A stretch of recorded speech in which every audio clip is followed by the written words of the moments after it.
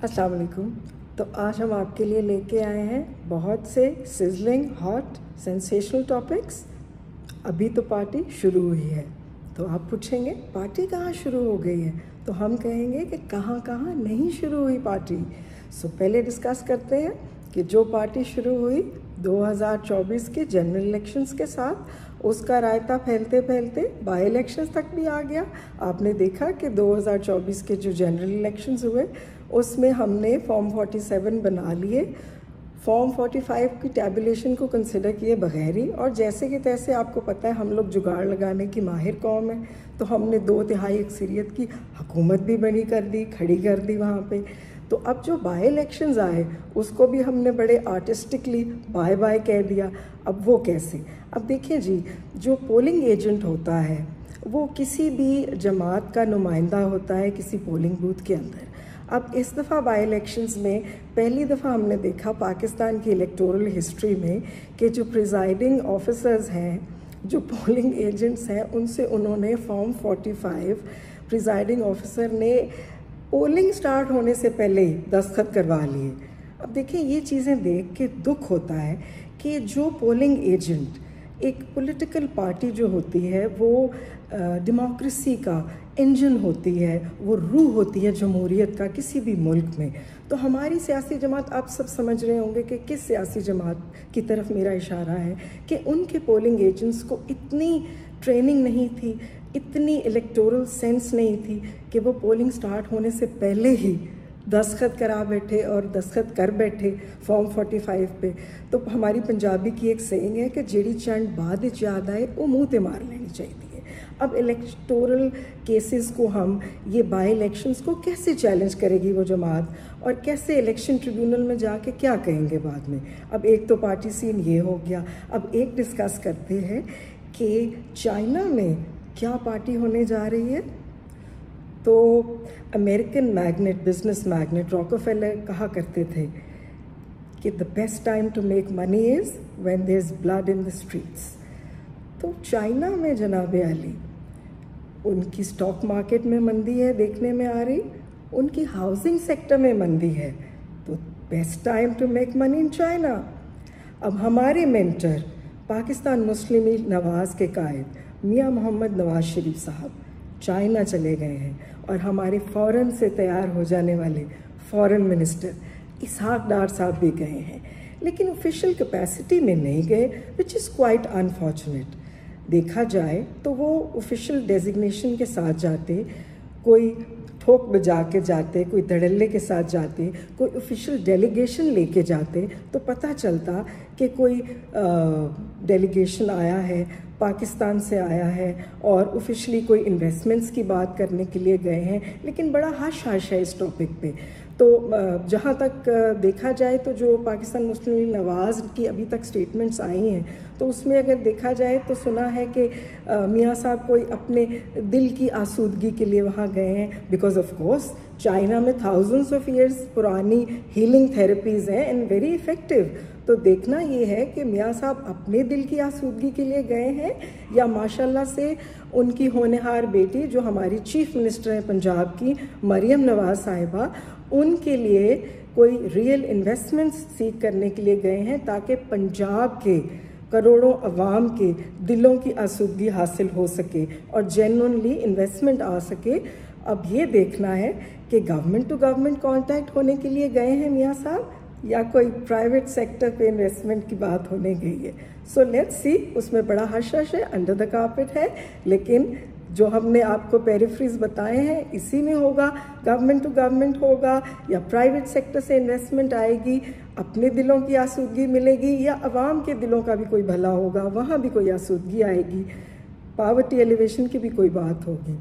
अब बात करते हैं एक और पार्टी सीन की, जो कि डेफिनेटली पार्टी सीन बनता है। 900 किलोमीटर का बॉर्डर एरिया शेयर करते हैं हम इस्लामिक रिपब्लिक ऑफ ईरान के साथ, और ईरान के ऑनरेबल प्रेसिडेंट इब्राहिम रईसुल सादाती साहब, इब्राहिम रईसी जिन्हें कहा जाता है, वो तशरीफ़ लाए हैं 3 दिन के ऑफिशियल टूर पे, और आते ही उन्होंने अपने दिल की ख्वाहिशों का इजहार किया है। 2 इम्पॉर्टेंट ख्वाहिशें, और जो उनकी ख्वाहिशें हैं उसके बारे में तो हम एक शेर कहेंगे कि हज़ारों ख्वाहिशें ऐसी कि हर ख्वाहिश पे दम निकले, बहुत निकले मेरे और माँ फिर भी कम निकले। अब आप कहेंगे ये क्यों कह रही है, बट देखिए उन्होंने एक तो ख्वाहिश का इजहार किया कि मैंने पब्लिक गैदरिंग एड्रेस करनी है पाकिस्तान में। अब फिर बंदा पूछे असी तो आप पब्लिक के जान जोगे नहीं, साड़ी जो हालत है असी तुहाडी पब्लिक गैदरिंग के में एड्रेस करावांगे, भाई वो तो नहीं हो सका। अब दूसरी चीज़ उन्होंने ख्वाहिश का इजहार जो जेन्युइन किया वो ये है कि 2 बिलियन USD की बायलैटरल ट्रेड पे स्टक है अभी ईरान और पाकिस्तान। तो उन्होंने जेन्युइनली ख्वाहिश का इजहार किया, which is a welcome step होना चाहिए पाकिस्तान के लिए। खुशाइन बात है कि उन्होंने कहा इब्राहिम रईसी साहब ने कि $10 बिलियन की वो चाहते हैं, उनकी ख्वाहिश है कि ये ट्रेड जो है इसका हुजूम 10 बिलियन USD पे जाए। तो डेफिनेटली इसको पजीराई देनी चाहिए, क्योंकि अगर आप जाएं पाक ईरान बॉर्डर के एरिया पे व्यूअर्स तो आप वहाँ देखेंगे कि अनफॉर्मल जो इनफॉर्मल सेक्टर है उसमें काफ़ी LPG की, क्रूड ऑयल की लाइनें लगी होती हैं गाड़ियों की, और काफ़ी स्मगलिंग वगैरह इस तरह की चीज़ें हो रही होती हैं। तो उसको फॉर्मलाइज करें, बल्कि पीछे PDM की गवर्नमेंट में हमारे ऑनरेबल प्राइम मिनिस्टर शहबाज शरीफ साहब ने बॉर्डर मार्केट्स का कॉन्सेप्ट का भी इनाग्रेट किया था उसको। तो इसे हमें आगे लेके डेफिनेटली चलना चाहिए और इसको इम्प्रूवमेंट करनी चाहिए। अब जब इम्प्रूवमेंट की बात आती है तो फिर हमारे होनहार प्रेसिडेंट जनाब आसिफ अली जरदारी साहब किसी से पीछे नहीं हैं। उन्होंने 2013 में पाक ईरान गैस पाइपलाइन की जो है वो कंस्ट्रक्शन स्टार्ट करा दी थी। अब उससे ही एक रायता पहला एक पार्टी सीन वहाँ से शुरू हुआ। अब वो पूछेंगे आपके क्या, अब गैस इंफ्रास्ट्रक्चर डेवलपमेंट सेस जो है GIDC उसका आगाज़ हुआ। वो जरदारी साहब ने अपनी पहले दौरे इक़्तिदार में कहा कि जी हमने तो फिर पैसे इकट्ठे करने हैं, पाइपलाइन बनानी है, तो वो वहाँ से शुरू हो गया। अब दूसरी ब्लेसिंग जो हमारी जमहूरी हुकूमत की आई सो कॉल्ड 2018 में, आपको पता है तब्दीली सरकार आ गई, उन्होंने क्या किया, वो जो GIDC की अमाउंट थी उन्होंने 220 बिलियन रुपीज़ उसका ऑर्डिनेंस के ज़रिए वेवर कर दिया। भाई गवर्नमेंट के पैसे हैं, पब्लिक सेक्टर का पैसा है, ये कैसे वेवर कर सकते हैं। अब वो तो अल्लाह ताला ने कोई करम किया कि सुप्रीम कोर्ट जो है वो बीच में आ गई और उन्होंने कहा कि नथिंग डूइंग। ये बड़े बड़े कंग्लैमरेट्स जो हैं, बड़ी बड़ी इंडस्ट्रियलिस्ट जो हैं, शुगर माफियाज हैं, इसमें सीमेंट इंडस्ट्री है, aluminium, Engro, you name it they had it, और उनको उन्होंने सुप्रीम कोर्ट ऑफ पाकिस्तान ने कहा कि नहीं जी, ये GIDC के जो पैसे हैं इसमें 417 बिलियन की जजमेंट आई रुपीस की, और उन्होंने कहा जी ये तो गवर्नमेंट के पैसे जमा कराएं। अब ये पूछना है कि वो जो पार्टी शुरू हुई वो फंड्स जो हैं वो पावर्टी एलिवेशन के लिए इस्तेमाल होने हैं, वो फंड्स हैं कहाँ, और उसको डेफिनेटली पॉजिटिव डायरेक्शन में करें। क्योंकि देखें पाक ईरान गैस पाइपलाइन में इंडिया भी हमारे साथ था, लेकिन इंडिया ने उसको डिप्लोमेटिकली जब अमेरिका ने आंखें दिखाईं तो इंडिया ने उसको as a leverage point use किया और जाके तो फॉरेन सर्कल्स में और अमेरिका को कहा कि जी हम एनर्जी स्टार्व्ड कंट्री हैं तो आप हमारी हेल्प करें। तो फिर इंडिया के साथ अमेरिका ने सिविलियन न्यूक्लियर पैक्ट 2008 में साइन कर लिया।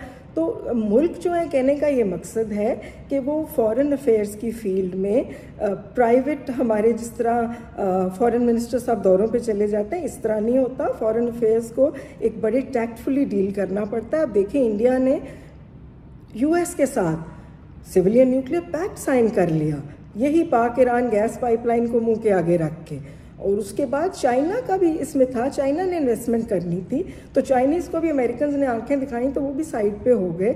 तो फिर हमने GIDC अपने ही लोगों से इकट्ठा करके, और उसके बाद वो पैसे की समझ नहीं आ रही थी कि वो कहाँ जाए, वो किसी ने वेव कर दिया, सुप्रीम कोर्ट ने बचा लिया। अब एक और पार्टी सीन, आप कहेंगे इतनी पार्टीज़ हो रही हैं अभी पाकिस्तान में, पाकिस्तान के इर्द गिर्द। ऑफ कोर्स अब कहने का ये मकसद है कि दूसरा पार्टी सीन है, लास्ट पार्टी सीन हमारा वो डिस्कस करेंगे क्रिकेट के मैदान में, कि देखिए न्यूजीलैंड ने अपनी B class club class cricket team कह लें, बिकॉज सारे उनके प्लेयर्स IPL में बिजी हैं, तो उन्होंने टीम तो भेज दी। खैर हुण साडे मुंडे जेडे ने उन्होंने पहला मैच तो बड़ा अच्छा खेडिया, बिकॉज वो नेचुरली आपको पता है फिर रेट शेट लगाना होता है, तो वो फिर वो पहला मैच तो वो जीत गए। अब अगला मैच जो है वो हार गए। तो अब कहने का ये मकसद है कि हमारा इस प्रोग्राम के तवस्सुक से हमारे ऑनरेबल जो इंटीरियर मिनिस्टर हैं, पीसीबी के चेयरमैन भी हैं, जनाब मोहसिन नकवी साहब, उनसे रिक्वेस्ट होगी कि मुंडियां दा ज़रा ध्यान रखो। वी नो कि आपका ध्यान as a interior minister of Pakistan के तूलो अर्ज़ पे है and naturally law and order की सिचुएशन को आपने कंट्रोल में रखना है। लेकिन जनाब अली ए क्रिकेट का मैदान जिहड़ा ये कित्थे हथ तो मुंडे ना निकल जान, इत्थे भी तवज्जो करनी पेगी पीसीबी दे विच भी तुहानू इक्वली, बिकॉज देख लें कि ये कहीं जो मैच हार रहे हैं बच्चे, ये ना हो कि ये रायता फैलते फैलते कितने न्यूयॉर्क क्रिकेट ग्राउंड में चला जाए और वर्ल्ड कप में वहाँ कोई खुदा ना खास्ता हमें इंडिया के साथ कहीं सुबकी ना उठानी पड़ जाए। तो ये इतने सारे पार्टी सीन डिस्कस किए। उम्मीद है आपको हमारा प्रोग्राम पसंद आया होगा। काइंडली लाइक कीजिए, हमारा चैनल यूट्यूब का सब्सक्राइब कीजिए and till next time take care, अल्लाह हाफिज़।